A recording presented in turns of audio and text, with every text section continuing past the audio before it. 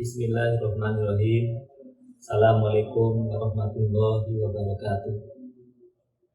Alhamdulillahirabbil alamin. Wassalatu wassalamu ala asyrofil anbiya'i wal mursalin nabiyina Muhammadin wa ala alihi wa sahbihi ajmain. Kaum muslimin yang dirahmati oleh Allah, kita bersyukur di mana Allah masih memberikan kesempatan kepada kita untuk bisa berada di dalam bulan Ramadan, sehingga harapannya kita dapat memaksimalkan bulan yang mulia ini untuk memperbaiki amalan-amalan kita di hadapan Allah Subhanahu wa Ta'ala. Dan salawat serta salam mudah-mudahan juga selalu tersampaikan kepada junjungan Nabi besar Muhammad SAW, keluarganya, para sahabatnya, dan umatnya yang setia dengan ajarannya hingga akhir zaman. Kaum muslimin yang dirahmati oleh Allah, pada kajian kali ini kami akan menyampaikan kajian dengan judul keutamaan infak. Berbicara tentang infak, kadang timbul pertanyaan di tengah-tengah kita, apa perbedaan di antara infak dan sedekah? Tentunya di sana banyak definisi yang disampaikan atau dijabarkan oleh ahlul ilmi. Ada yang menyebut infak itu bersifat umum, yaitu mengeluarkan harta di jalan kebaikan maupun di jalan keburukan. Allah berfirman di dalam surah Al-Anfal ayat 36, Innalladzina kafaru yunfikuna amwalahum fi sabilillah. Innalladzina kafaru yunfikuna amwalahum liyasuddu an sabilillah. Sebenarnya orang-orang kafir, mereka menginfakkan hartanya untuk menghalang-halangi manusia dari jalan Allah. Jadi infak ini ada yang mengartikan atau menjabarkan mengeluarkan harta di jalan kebaikan atau di jalan keburukan berdasarkan ayat ini. Karena orang kafir pun juga berinfak, mengeluarkan harta mereka, hanya saja pada jalan yang tidak diridhoi oleh Allah Subhanahu wa Ta'ala, yaitu menghalang-halangi manusia dari jalan Allah.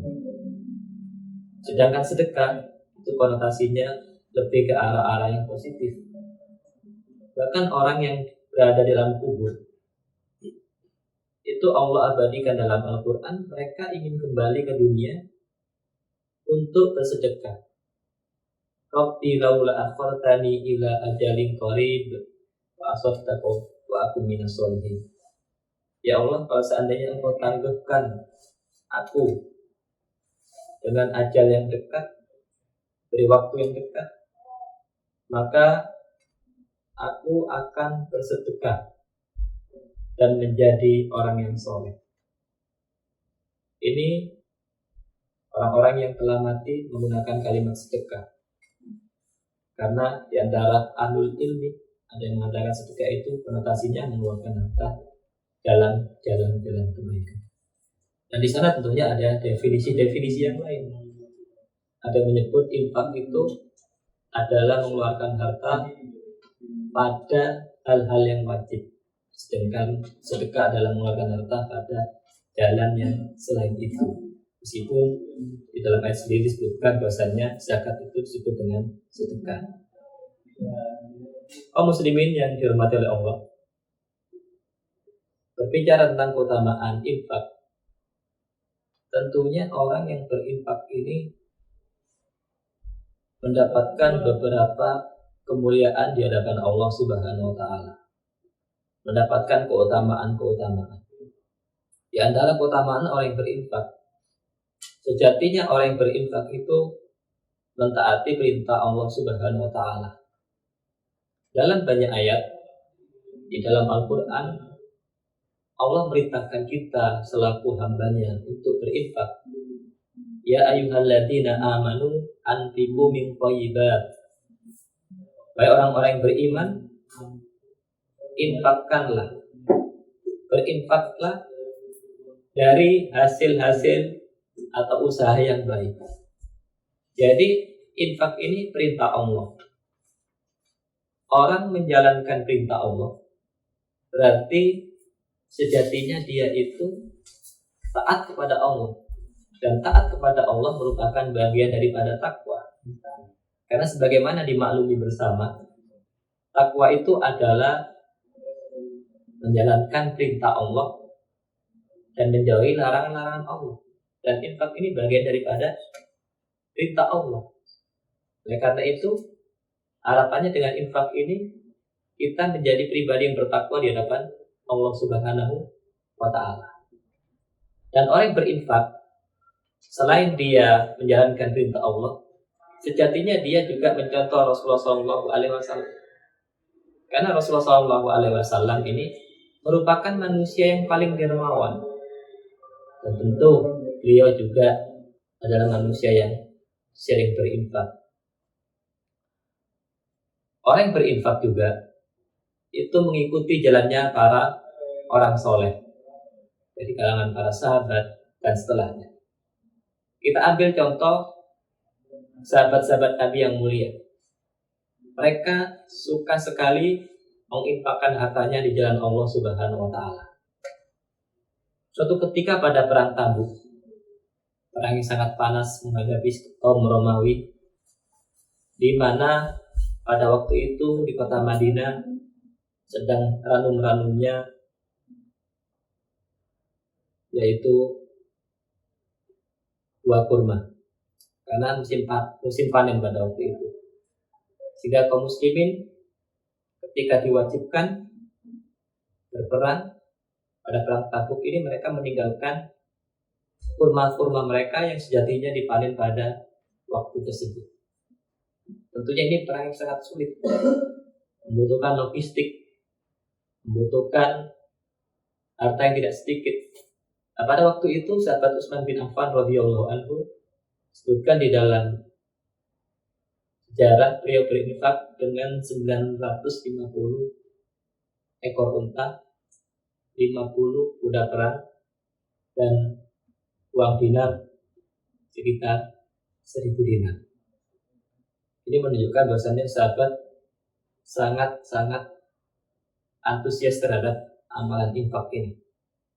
Karena mereka sangat paham terhadap ayat-ayat Al-Quran, sangat paham dengan contoh-contoh yang diajarkan oleh Rasulullah SAW. Lalu ada sahabat yang mulia juga, sahabat Abu Bakar As-Siddiq. Kita tentunya pernah mendengar atau pernah membaca bagaimana semangatnya sahabat Abu Bakar As-Siddiq ini di dalam menginfakkan hartanya di jalan Allah Subhanahu wa Ta'ala. Beliau menginfakkan seluruh hartanya. Pada suatu hari, sahabat Umar, beliau itu ingin mengalahkan sahabat Abu Bakar dalam hal infak, sehingga sahabat Umar bin Khattab radhiyallahu anhu membawa separuh hartanya kepada Rasulullah SAW untuk diinfakkan. Dan dengan itu dia berkeinginan ingin mengalahkan sahabat Abu Bakar dalam hal infak. Dibawalah separuh harta sahabat Umar bin Khattab pada Rasulullah SAW untuk diinfakkan. Dan dengan itu pula dia merasa telah melewati infaknya sahabat Abu Bakar. Tapi ternyata pada hari itu sahabat Abu Bakar menginfakkan seluruh hartanya kepada Rasulullah SAW. Pada waktu ditanya sahabat Abu Bakar radhiyallahu anhu oleh Rasulullah SAW, apa yang kau sisakan untuk keluargamu? Maka sahabat Abu Bakar radhiyallahu anhu menjawab, aku tinggalkan untuk mereka Allah dan Rasulnya. Kita bayangkan, luar biasa. Mungkin kita sangat sulit untuk bisa mencapai derajat atau kemampuan infaknya sahabat Abu Bakar As-Siddiq. Tapi paling tidak kita paham bahwasanya orang berinfak ini mengikuti jalannya orang-orang soleh. Dan perlu dipahami bahwasanya harta kita ini akan menjadi hisab di hadapan Allah SWT. Kalau sebagian manusia pada umumnya mungkin ketika mendapatkan harta mereka senang, termasuk kita sendiri, mendapatkan harta, mendapatkan kelebihan ekonomi, tentu kita mungkin bahagia, merasa hidup nyaman. Tapi lain hal dengan para sahabat. Kita bisa membayangkan bagaimana sahabat Suhaib Ar-Rumi atau sahabat Qobab bin Arad dan dulunya, mereka ini adalah sahabat-sahabat yang fakir. Ketika harta berdatangan pada mereka, mereka bersedih, mereka menangis. Kenapa? Karena mereka khawatir ini pahala mereka yang diberikan oleh Allah di dunia, sedangkan mereka tidak mendapatkan pahalanya di akhirat kelak. Sehingga mereka menangis. Dan mereka berkeyakinan banyaknya harta itu akan semakin memperberat hisab mereka di hari kiamat kelak. Abu Darda mengatakan hisabnya pemilik 2 dinar atau 2 dirham itu lebih berat daripada hisabnya pemilik 1 dinar atau 1 dirham. Dan harta yang kita miliki ini akan ditanya di hari kiamat kelak. Dari mana kita mendapatkannya dan digunakan untuk apa? Rasulullah SAW bersabda dalam riwayat At-Tabrani, "Lan tazula qadamu abdin yaumal qiyamah hatta yus'ala an arba'ah."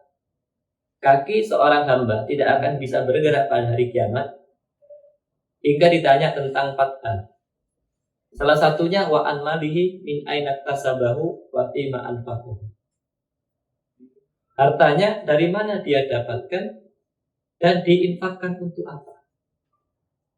Oleh karena itu, ketika seorang itu berinfak di jalan Allah, sejatinya dia membantu dirinya untuk diringankan hisabnya pada hari kiamat kelak, pada hari yang sangat sulit, yaumun asir. Mungkin tidak ada hari sesulit apapun yang kita alami di dunia ini yang bakal kita alami di akhirat kelak. Tidak bisa dibandingkan dengan kesulitan hari-hari kita di dunia ini, meskipun mungkin kita pernah mengalami hari-hari yang paling sulit di dunia ini. Oleh karena itu, kaitannya dengan bulan Ramadan ini, seorang muslim, terutama bagi yang memiliki kelebihan harta, untuk bisa menggunakan hartanya ini dalam rangka berinfak di jalan Allah Subhanahu wa taala. Karena Nabi SAW itu manusia yang paling dermawan. Beliau ketika masuk bulan Ramadan lebih dermawan lagi. Bahkan kedermawanan beliau itu seperti angin berhembus. Kita bisa berpikir bagaimana hembusan angin. Hembusan angin itu bisa memasuki celah-celah kecil, ruang-ruang kecil. Artinya apa? Kebaikan Rasulullah SAW, kedermawan beliau ini dapat menemui siapa saja, dirasakan oleh siapa saja. Oleh karena itu, kita jadikan Ramadan ini momentum untuk bisa menjadi hamba-hamba Allah yang menggunakan waktu atau hartanya untuk berinfak di jalan Allah Subhanahu wa taala. Dan tentunya infak ini selain memiliki banyak keutamaan, memiliki banyak fadilah, akan lebih tinggi atau berkualitas lagi fadilah atau keutamaan infak itu apabila diinfakkan di bulan Ramadan. Dan lebih tinggi lagi keutamaan infak itu apabila orang yang berinfak ini dalam keadaan sehat. Rasulullah SAW pernah ditanya tentang sedekah yang paling baik. Beliau menjawab, anta saddaqa wa anta syahi wa anta sohi akhsha al-faqra wa ta'mulu al-ghina. Rasulullah SAW ditanya tentang sedekah yang paling baik, beliau menjawab, engkau bersedekah dalam keadaan pelit, dalam keadaan sehat, dalam keadaan menginginkan kekayaan dan takut miskin. Jadi kualitas sedekah kita ini semakin tinggi apabila kita berada dalam posisi seperti ini.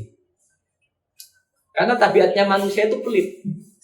Sehingga ketika dia menginfakkan hartanya bersamaan dengan lubuk hatinya yang pelit untuk mengeluarkan hartanya, sejatinya dia melawan hawa nafsunya yang tidak baik.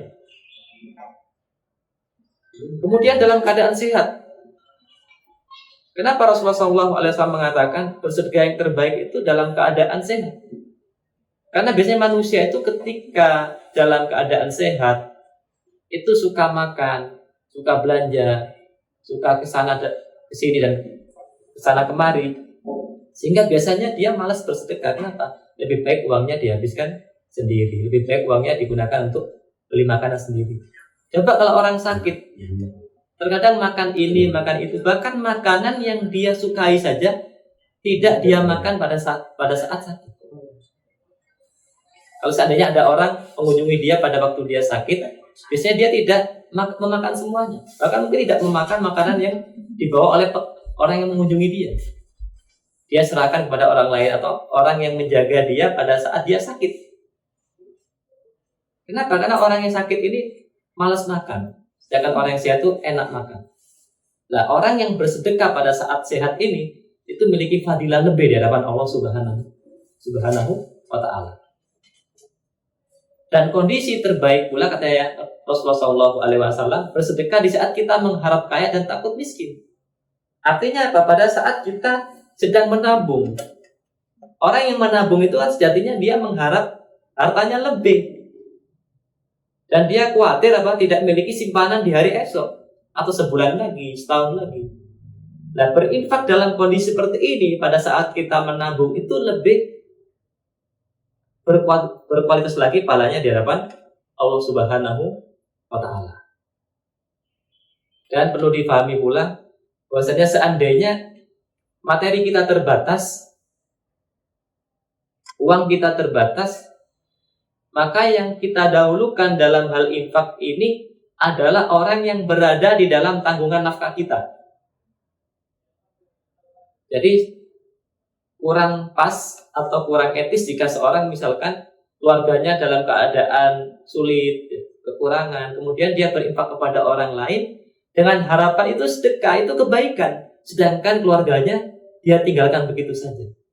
Ini adalah pemahaman yang salah, pemahaman yang tidak tepat. Kenapa? Karena yang kita dahulukan itu harus orang yang berada dalam tanggungan nafkah kita. Seandainya kita tidak beri nafkah pada keluarga kita, itu kita dikatakan berdosa oleh Rasulullah SAW. Kafa bil mar'i ithman ayyudayyi'a man yakun. Cukuplah seorang itu dikatakan berdosa apabila menyia-nyiakan orang yang berada di dalam tanggungan nafkah dia. Artinya pemberi nafkah kepada keluarga itu hukumnya wajib. Nah, mengamalkan yang wajib itu didahulukan daripada mengamalkan yang sunnah. Banyak orang salah memahami. Jadi kalau dia memasukkan uangnya kotak amal, dia meyakini saya sudah berbuat baik. Kalau dia berhasil menyantuni anak yatim, dia berkeyakinan telah berbuat baik. Padahal keluarganya dalam keadaan kekurangan, bahkan mungkin nafkahnya kurang. Kecuali apabila orang yang berada dalam tanggungan nafkahnya sudah terpenuhi, lalu dia keluarkan di jalan-jalan yang lain, maka ini tentunya adalah keutamaan di atas keutamaan. Ini perlu kita pahami bersama. Dan infak itu nilainya semakin lebih fadilahnya di hadapan Allah Subhanahu wa Ta'ala, manakala apa yang kita infakkan itu adalah dari harta yang paling kita sukai. Allah berfirman di dalam surah Al-Imran ayat 92, lan tanalul birra hatta tunfiqu mimma tuhibbun. Kalian tidak akan mendapatkan kebajikan, albir, kebajikan. Sebagian ahli tafsir itu menafsirkan albir dengan kata al-jannah, surga. Kalian tidak akan mendapatkan kebajikan, tidak mendapatkan surga, hingga kalian menginfakkan harta yang paling kalian cintai. Apa yang dicintai oleh manusia itu tidak sama antara yang satu dengan yang lain. Sebagian orang menyukai kendaraannya. Sebagian orang menyukai hewan tunggangannya. Sebagian orang mungkin menyukai handphonenya. Tidak sama. Tapi intinya apa yang paling dia sukai, lalu dia infakkan, maka pahalanya itu lebih. Ada sahabat Nabi yang bernama Abu Thalha. Ketika mendengar ayat ini, beliau datang kepada Rasulullah SAW. Sembari mengatakan, Rasulullah, hartaku yang paling aku sukai adalah kebun kurma yang berada di hadapan Masjid Nabawi. Aku infakkan di jalan Allah, ya Rasulullah. Bagaimana menurut Anda? Kebun ini kebun yang sangat bagus, kebun yang sangat berkualitas, namanya Bairoha, yang ada di depan Masjid Nabawi. Apa kata Rasulullah SAW? Engkau bagi-bagi pada kerabatmu harta ini. Lalu sahabat Abu Thalha ini membagi-bagikan harta tersebut untuk kerabatnya. Jadi Rasulullah SAW memberikan arahan dari orang terdekat terlebih dahulu. Nah, tapi di sini stressingnya, penekanannya, sahabat Nabi ini ketika mendengar ayat ini, engkau tidak mendapatkan kebaikan hingga engkau menginfakkan dari apa yang kau cintai, beliau mengamalkan, yaitu menginfakkan, mensedekahkan kebunnya yang paling dia cintai, harta yang paling dia sayangi. Ini luar biasa sahabat itu ketika mengamalkan arahan-arahan Allah Subhanahu wa taala atau Rasulullah Shallallahu Alaihi Wasallam. Jadi intinya infak itu memiliki banyak keutamaan. Di antara sebagian kecil yang sudah kami sampaikan, yang pertama orang yang berinfak tadi mengamalkan perintah Allah Subhanahu wa taala dalam Al-Qur'an. Kemudian mencontoh Rasulullah Shallallahu Alaihi Wasallam lewat perbuatannya. Kemudian juga mengikuti jalannya orang-orang soleh dari kalangan para sahabat. Kita contohkan tadi sahabat Abu Bakar As-Siddiq dan Utsman bin Affan radhiyallahu taala anhuma. Kemudian juga orang yang berinfak di bulan Ramadan ini akan semakin menambah kualitas nilai infaknya di hadapan Allah Subhanahu wa taala.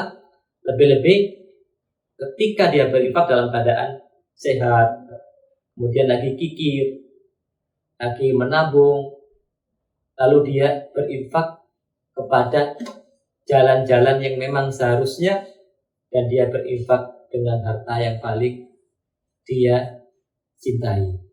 Mungkin ini sedikit pembahasan materi kajian yang dapat kami sampaikan. Mudah-mudahan berikan manfaat buat kita semua. Syukron ala husni ihtimamikum.